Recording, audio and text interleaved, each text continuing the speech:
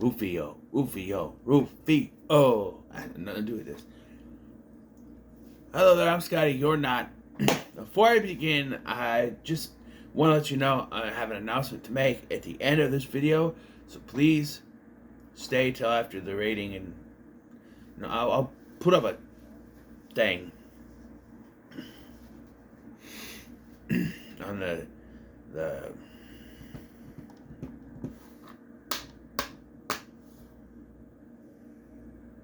community tab. What I'm hoping to do. So, okay. Brick Mansion stars Paul Walker and David Bell and is a remake of the French film District 13 or District B, whatever it's called. And it teams Paul Walker is an undercover cop. What? No. And he has to team up with David Bell to charge in and stop a drug dealer by the name of Tremaine Alexander, played by RZA, from launching a rocket at Detroit. But much like Selena Gomez saying on the Wizard Waverly Place, everything is not what it seems. But yeah, there's a twist in this movie. There's always a twist. There's always a twist. There's always a twist at the end. I forgot about the twist. I also forgot how good this movie is. Look, I know it's a direct-to-video film released. A lot of those things aren't good. Like, I bought a Van Damme for, like, was it We Die Young or something? We Die, something like that. Not very good. But I thought this was decent. Yes, the action's not... Look, I've seen so many action films. Shaky cam doesn't bother me. Bad editing doesn't bother me. It's, whatever. What did impress me was David Bell and his parkour skills. Excuse me. I mean, he is great. There's a scene where he parkours up and over a wall. Paul Walker's just like, because they're running together. He does it, and then when these dogs catch up to him, they're like, huh? And like, David Bell was like, where did he? And then Paul Walker comes crashing through in an air vent. He goes, sometimes you gotta do it the old way. Or, no, he says something like, different ideas, or different paths, same idea, or something like that. Same outcome, or something. So, the interesting thing about this is that Paul Walker is not in the first 12 minutes of this movie. The movie starts, we get to know RZA's character, Tremaine, and we find out about Lino, played by David Bell. We get all the information we need to know about Brick Mansions, which is this housing development area, or a neighborhood in Detroit that is standing in the way of this big development, this big housing development from happening. And that's an important plot point when it comes to it. Eventually, we find Paul Walker undercover, Damien Collier. He also pays visits to his grandpa, who's trying to quit smoking. Trying to have him quit smoking one a day, so I have one cigarette a day. And we find out that his dad died in action, and that supposedly Tremaine is responsible for it. Yeah. It's very obvious what happened here when it came to this film. The director wanted a straight remake of the original and wanted David Bell to be the lead. But the studio did not have, enough courage to do a movie with an unknown lead. So they brought in a well-known actor like Paul Walker to do it, to be the main lead. Because, like I said, Paul Walker is the first build, but for the first 12 minutes, he's not in the movie. And there are times where we're just following Lino as he do his things. One of the basic plot elements is that his girlfriend gets kidnapped, and he has to get him back.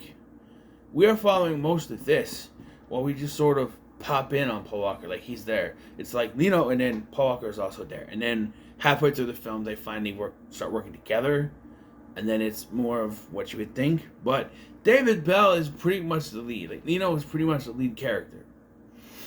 You know, he is also dubbed. As a lot of his talking is not even on camera, and when he does, the words don't match up. Apparently, the actor is French. Probably had a hard time with English. Yeah. But yeah, I do think there's some good stuff in here. I need a drink. Again, I don't care about shaky cam. I think the action is decent. Not decently shot or edited, but what we see, what they're doing is good. It's just not edited well. You know what I mean? There's some decent stunt work in there, but, you know. One thing doesn't really make any sense. So, they go undercover. Not go undercover, but so, Damien is put undercover. They find out that Tremaine stole the rocket, right?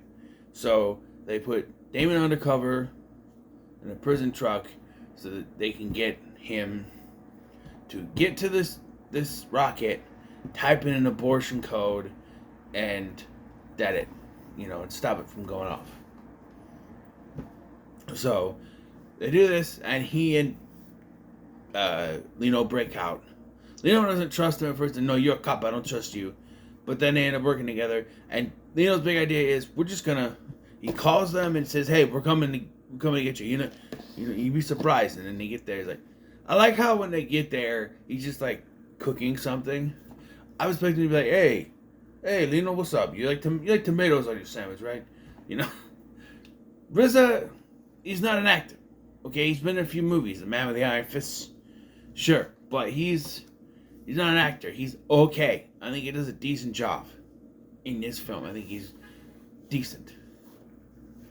But yeah, so they get there and they're like, "Hey, you need to turn it off." He's okay. How about this? How many people are in Brick Mansions? How many people are in Detroit? Right? About 3 million people, right? So let's say 10 per person. That's $30 million. You have them pay me $30 million. I'll deactivate it, right? I'll stop it. So he calls up the mayor and everything, and they basically say no, but he acts like they said yes. And then they are taken back and held down, and Lino starts acting like he's claustrophobic, which I don't think he is, but he might be, I don't know, but... And... So, the guy that brought him back there is like, if you move, he's going to shoot you. You try anything, he's going to kill you. You move, he'll kill you. Try anything, he's going to kill you. And the guy's like, "Hey, you really want me to kill them if they move? Do you mean that?" "No. You kill them." "No, these guys are worth so much that they're worth more alive." So when they break out and knock this guy unconscious, everybody's chasing after them, shooting at him. What? Why? Because we need action scene? Like this, these action scenes are, you know, they're good, but it's one of those. This is one of those action movies where they put gratuitous action scenes in to stretch out the runtime. Because if they didn't, this movie would be 45 minutes long. Trust me, I'm skipping over the various action scenes we have in between and flipping parkour stuff, you know. But, yeah, and eventually they get to the thing. So they have the girlfriend, she's set up by the rocket. He gets up there. RZA is up there, and he tells the guard to unchain her because he was bluffing and wasn't going to shoot it, and he's going to wait for Paul Walker to show up and put in the code. We're going to do it. They get there, and because the plot says so, Paul Walker won't believe anything that he says. He's like, he's like, "Okay, we need to put in a code." And when the code comes up, put it in. And the girlfriend goes, "You need to listen to him." And he's like, "I'm not going to do anything. You go ahead and you turn it off. Go ahead, whatever." He's like, "Shut up." You killed my father, Detective Collier. I didn't shoot nobody. I didn't kill nobody. Him, they don't. I didn't do nothing. Like, he didn't do it. They he was already dead. Shot him back by other cops, crooked cops. Here's the twist: by crooked cops, and they left him on my doorstep. I didn't do shit. And the code that comes up is the area code, or the zip code for Brick Mansions, which he's like, yeah, just put it in. And at first, I think you're supposed to think that Paul Walker is in on it, but that wouldn't make any sense. And so he's like, no, that's too much of a coincidence, man. Just put it in. No, I'm not putting it in. So then both of them start to fight over whether or not to put it in, which Paul Walker gets the upper hand and decides not to put it in. It shuts off. No. Because it was designed to not go off at Detroit, but at Brick Mansions, so it would explode, and they can do their housing development. So, Damien, Leno, Tremaine, and all the people from all the thugs and stuff from Brick Mansions, break into the mayor's building, and the three of them confront the mayor. Again, took him fast to what he was doing. Apparently, you can video record and record the audio when the video recorder's not in the same room, I guess. But even so, he takes the little wire thing off and sits it on his desk. Like, wait, don't you need that for the audio? I don't know. Maybe, I don't know. Yeah, and this mayor is ousted for what he was going to do, and Brick Mansions is normal, I guess. And we end with Paul Walker going to see his grandfather with a woman. I don't know if we saw her before, but yeah. So yeah, I thought this was good. Like I said, the action scenes are good. They're just not edited very well. Dialogue is a little iffy because you got David Bell, who obviously couldn't speak English or very well, so they overdub him. RZA, not really an actor, so he's not really, like a big actor, so he's doing his best. And this is a direct-to-video movie, so Paul Walker is just doing, whatever he can. There is a scene where he drives a car. Paul Walker driving a car in the movie? No way. Right? I also thought they could have used this a little bit as a premise of a Fast and Furious movie, right? All you gotta do is change a few characters. You have the villain of the movie. Instead of kidnap Leno's girlfriend, it's Mia. Instead of Leno, it's Dom. And then Paul Walker is Brian. So they have to save Mia from this criminal, right? Obviously, other plot points are going to be different. But I feel like also the twist of the cops were lying to us sort of thing could also be in a Fast and Furious movie.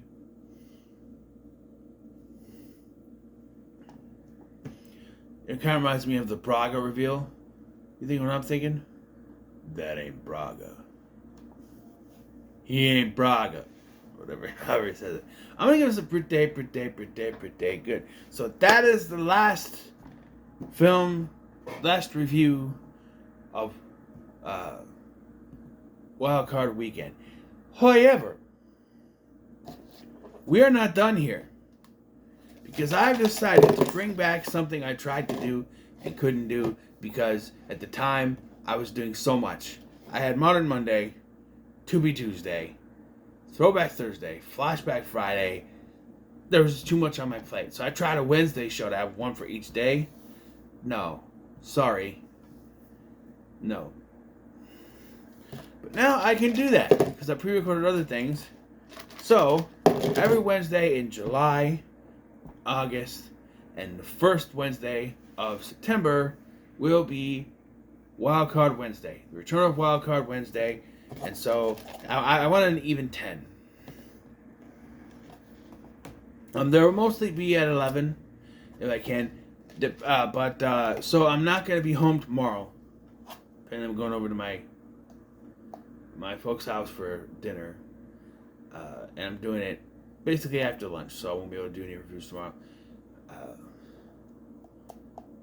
something happened with my phone this morning. They're gonna check on it. If something should happen where I can't use my phone or we have to do something with it, then it's gonna postpone. Or I might just cancel this, but I really want to do this. Something might postpone, or might not be able to record at a point that I try to extend it if I can through September if need be. But hopefully I won't need any time like that. But let's see. So for the first movie review of Wild Card Wednesday, I dropped it. I had something, and I did it again. Come on now. We're gonna try, and I should mention. So I had a couple movies in here that also had sequels. That if I got them, I can do the sequels. Because of how I'm gonna pre-record and the possibility of having to push things, I don't think I'll be able to do those. Also, any special ones like Enter the Cage or the So Bad It's Good cinema, which would be The Room, that's in here. I'm gonna just mulligan that and do another one. So with that in mind, so the P, that's R, oh, Romeo and Juliet. Let's mulligan that one. Let's mulligan that one. I don't really.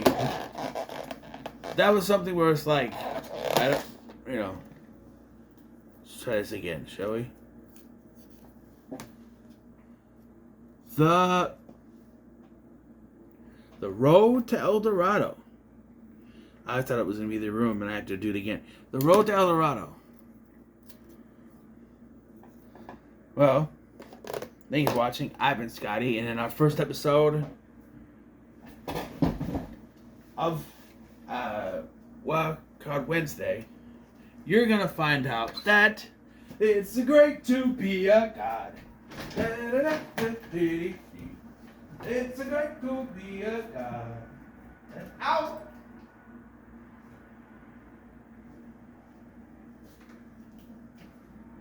Man, it didn't stop.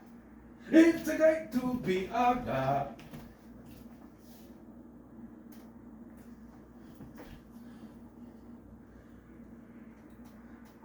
Gotta have it on. One more time. It's great to be a god.